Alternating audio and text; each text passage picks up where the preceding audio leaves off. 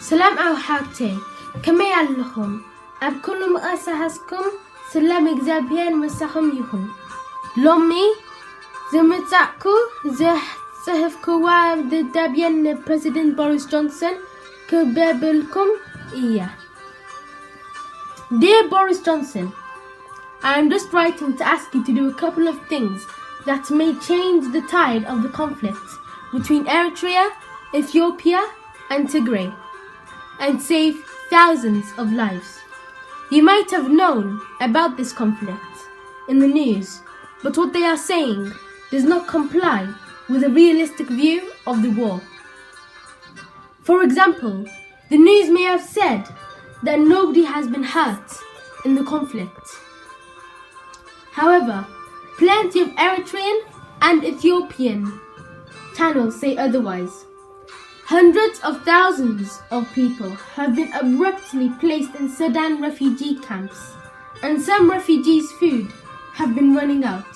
I think both of us agree that is not the type of life anybody, even your worst enemy, should live. First, however, let me tell you a bit about myself. My name is Rofta Woldai, and I am 12 years old. I have an Eritrean background, and I have a single mother, a brother, and a sister. I am the eldest of my siblings, so I have had my share of responsibility, though not as much as yours, since you are leading the country through the treacherous path to safety in the COVID-19 crisis. I go to King Edward VI, 5 Ways Grammar School, having passed an exam, the 11+. Coming back to the conflict between Ethiopia and Tigray, I think that there are many ways that you can stop this conflict from happening and instill peace between both sides. One way that you can do this is to provide food to the refugees in the Sudan refugee camps and aid them throughout the war. There were approximately 96,000 Eritreans, 43,000 of them children, in Tigray. A large portion of them fled to the refugee camps. The number is still increasing. Some was forced to fight against their own country, and some may have been kidnapped by unknown forces. The United Nations are doing their best to aid the refugees, but Britain can make a massive difference. There is a massive amount of Tigrayans also living in Ethiopia, and the number is almost 7 million people. Nearly all of them were either taken as refugees into camps, but some also joined the army to join the fighting. The treatment is also shocking to watch in the Sudan camps, as people are having to live in poor living conditions, and there is a massive queue to get some water. The water may even have pathogens and parasites that may make the people have diarrhea, which makes the whole place a bit off-putting. Even if they survive the conflict, they still have a chance of catching the coronavirus. This is due to the lack of masks, hand gels, and restrictions. I am talking about thousands of people living together without any kind of space. This is just a mild way of putting it. The main reason why I have written to you is to try to stop the conflict. If it is your own country and you are presiding it, would you not try to instill peace to both sides?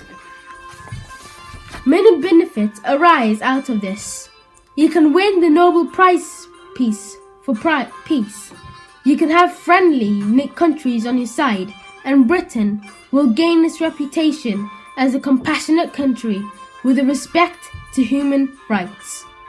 Another way of helping the refugees is by making the treatment a bit better. You can do this by dropping boxes of painkillers, clean syringes for injections, bandages, and lots more. This is because the wounded civilians and soldiers from the shelling need desperate support, and the camps do not have the needed equipment. This will have a massive difference since the camps do not have sterile equipment. This is crucial because there is an immense chance that the patients may become infected. The unimaginable pain the refugees have felt is quite extraordinary. People have been victims of the war feel like their inside is a vacuum and is sucking them in a black world with nothing to guide them out. One victim of the conflict was a Tigrayan woman whose house was broken into by the enemy soldiers, and she was lucky to survive. Her father and mother, however, were not quite lucky and died. One channel interviewed her, and the sheer amount of sorrow and pain she felt when she spoke were like shards of glass to my stomach. Another example was a 6-month-old baby whose mother and father were shot in a crossfire between Tigray and the Ethiopians. The baby was being carried in a sort of makeshift basket on his mother's back, and while his mother was dying, the baby somehow crawled out of the basket and started feeding himself from his mother's breast. The milk he was drinking was mixed with his mother's blood. I ask you, sir, would you really want to let these people suffer? Please help my brothers and sisters who do not deserve this unimaginable pain. This is a serious matter, and please ponder this problem which Britain, a kind, strong and powerful nation, can solve that can benefit millions of people living in the region. With these sorrowful and heartbreaking pledges, I leave you a request. Will you help the desperate refugees in Sudan and end this conflict? Yours sincerely, Rafta Wulday. Thank you for listening, guys, and if you want to support us, help lives, and continue to fight against the conflict, please subscribe, share, and smash the like button. Thank you, guys, and thank you for listening.